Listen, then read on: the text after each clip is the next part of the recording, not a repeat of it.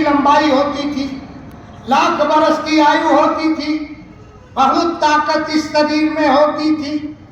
एक बार भोजन कर लिए, उनको भूख नहीं लगती थी, जब तक हड्डियां नहीं सड़ जाती थी, गल नहीं जाती थी, तब तक उनके प्राण नहीं निकलते थे।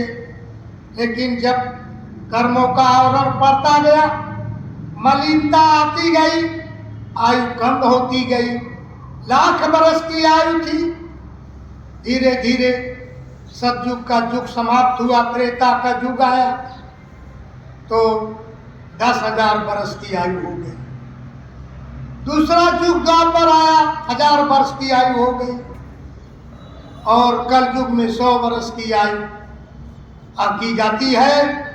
लेकिन कब कौन चला जाएगा उसका कोई भरोसा नहीं है, कोई पैमाना नहीं है। बच्चा भी जा रहा, किशोर भी जा रहा, जवान भी जा रहा, बूढ़ा तो जाएगा ही। तो जाना सबको है, और इस मृत्यु लोक में आया है सो जाएगा। राजा रंग फकीर एक सिंहासन चढ़ चला, एक बधा जंजीर। गोस्वामी जी महाराज रामचरितमानस में लिखते हैं, कर्म प्रधान विश्व रचिरा का, जो जस करे सो तस पलचा था।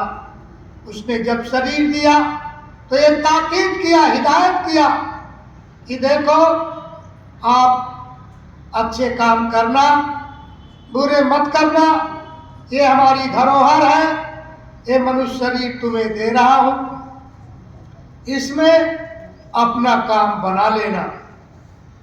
आप अच्छे काम करोगे सुख मिलेगा, बुरे काम करोगे तो कष्ट मिलेगा। ज्यादा गुनाह करोगे तो हम ये मनुष्य शरीर दोबारा नहीं मिलेगी। 4 खाने 84 लाख योनियां बना के तैयार कर लिया है, उसी में बंद करेंगे। इसलिए गुरु महाराज रोज समझाते थे कि घाट पर बैठ करके नित्य सुमिरन ध्यान भजन करो और इस काल के देश से निकल चलो, क्योंकि उसके हाथ में कोई पावर नहीं है, माफी नहीं कर सकता। वो कर्मों का बड़ा सच्चा न्याय करता है, वो न्याय करेगा। माफी के लिए संत सद्गुरु आते हैं और वो हमारे बुरे कर्मों के आवरण को, जो हमारी सूरत पर जुगों जुगों से पर्दे के रूप में खड़ा हुआ है, उसको अपनी जोग अग्नि में जला देते हैं। 3 तरह के कर्म हमारे सूरत पर, जैसे एक क्रियामान कर्म होता है जो हम रोज बारोज करते जाते हैं, तो गुरु महाराज ने कहा अच्छे करो बुरे मत करो। और दूसरा वो हमारा जो कर्म था जिससे हमारा प्रारब्ध बना हुआ है, और प्रारब्ध की बदी शरीर है, प्रारब्ध समाप्त हो जाएगा तो शरीर ही समाप्त हो जाएगा। और जो संचित कर्म है जुगों जुगों के, उसको संत महात्मा हमारे गुरु महाराज ने अपनी जोग अग्नि में जलाया और ये कहा मनुष्य शरीर में गुरु की सबसे बड़ी अहमियत है। गुरु मिल जाएंगे तो काम बन जाएगा, गुरु नहीं मिले तो ये जीवन मानव जीवन बेकार चला जाएगा। गुरु ऐसा होना चाहिए जो शब्द मार्गी हो, जिसकी सूरत सतलोक में रोज आती जाती होगी और वहां जाता है तो वहां तक पहुंचा देगा। जिसकी पहुंच देवताओं तक है वहीं तक ले जाएगा, और हर जगह का आयु निर्धारित है। स्वर्ग में भी अगर पहुंच गए तो यह तन का फल विषय न भाई, स्वर्ग स्वल्प अंत दुखदाई। स्वर्ग में डाल देगा, लेकिन जब पुण्य खत्म हुआ तो पुण्य छीणे पुनः मृत्युलोके, यही मृत्युलोक में फिर डाल देगा। और कोई गुनाह हो गया सीधा नरक में डाल देगा। तो फायदा क्या हुआ? आवागमन का छुटकारा तभी होगा जब ये सब मार्गी गुरु मिलेगा, जिसकी अंदर जो अग्नि प्रकट होगी वो हमारे कर्मों को, हमारे आवरण को, हमारे गुनाहों को माफ करेगा। 100 फीट ऊंची सूखी घास का ढेर हो, एक चिंदी आग की पड़ गई तो सब जल के खाक हो जाएगा। ऐसे ही गुरु जो शब्द मार्गी है, जिनके अंदर जोग अग्नि प्रकट है, वो अपनी जोग अग्नि में सारे हमारे कर्मों को जला के भस्म कर देते हैं। और सत्संग सुना करके सत्संग जल जब कोई पावे, मैलाई सब कटकट जावे। बिनु सत्संग विवेक न होई। उस प्रभु की बड़ी कृपा और दया जब होती है तो मालिक का सत्संग होता मिलता है। सत्संग जो संत सुनाते हैं उसी की महिमा है।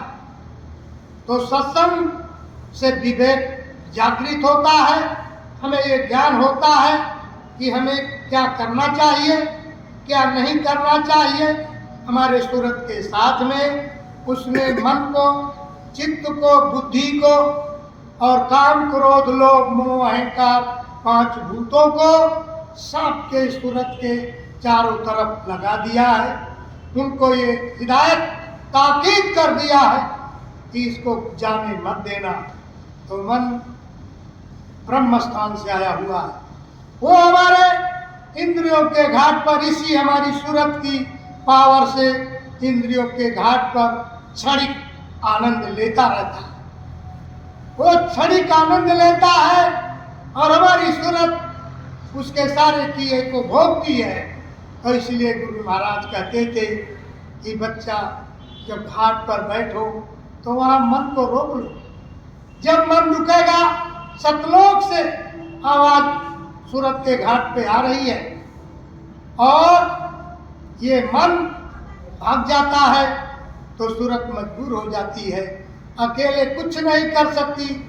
इसलिए गुरु महाराज कहते थे जब उसको समझा करके मनाओगे, ले आओगे, वहाँ रोकोगे, जब वो शब्द की चोट पड़ेगी तो वो अमृत चूता है वहाँ, उसको पिएगा तो मन शांत हो जाएगा। इसको विषय वासनाओं से, भोगों से नफरत हो जाएगी, घृणा पैदा हो जाएगी, तो ये सूरत का साथ देने लगेगा।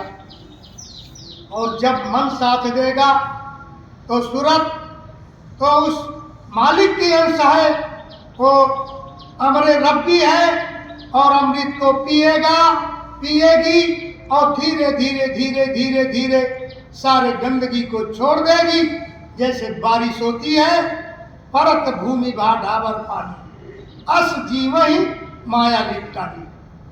पानी बारिश होती है, ऊंचे नहीं टिकता, गड्ढे गुड्ढी में जमा होता है, उसमें काई पड़ जाती है, कीड़े भी पैदा हो जाते हैं। सूरज की रोशनी से, उसके ताप से पानी भाप बन के उड़ जाता है। तब देखता है कि मैं गंदगी नहीं हूँ और वो भाप बन करके बादलों में समा जाता है और फिर बारिश होकर के नीचे फिर गिरता है। इसी तरह से हमारी सूरत भी यहाँ आवरण में, गंदगी में मैली हो गई और ये गुरु की दया से, गुरु की युक्ति से ये निर्मल और पवित्र होगी। गुरु महाराज भी कहते थे निर्मल मन सो जन्म ही पावा, मोहि कपट छल छिद्र न भावा। गुरु महाराज कहते थे पापी, लंपट, धोखेबाज, दगेबाज मुझे कभी नहीं पा सकता। मुझे तो निर्मल मन पसंद है, प्यारा है और गुरु से प्रीत करना पड़ेगा। गुरु से प्रीत कर पहले बहुघट शब्द को सुनना। जब गुरु से प्रेम प्यार हो जाएगा, गुरु महाराज ने उस ईश्वर से ये वादा किया है कि मैं किसी के साथ कोई जोर जबरदस्ती नहीं करूँगा।